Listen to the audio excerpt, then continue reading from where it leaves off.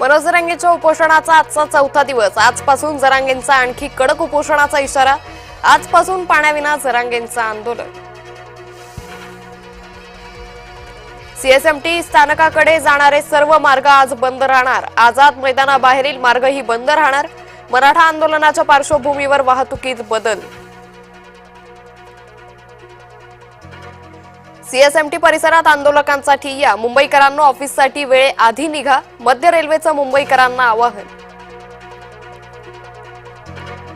मराठा आंदोलकांचा मुंबईतील रस्त्यावर ठिय्या। फॅशन स्ट्रीट परिसरात वाहतूक कोंडी। फॅशन स्ट्रीटवर वाहनांच्या लांबच लांब रांगा।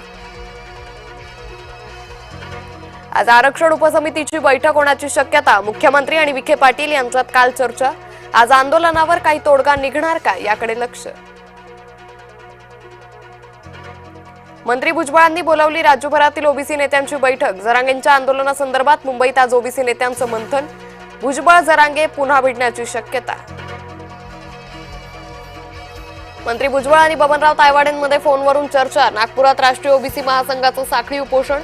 उपोषणामुळे तायवाडे बैठकीला अनुपस्थित राहणार।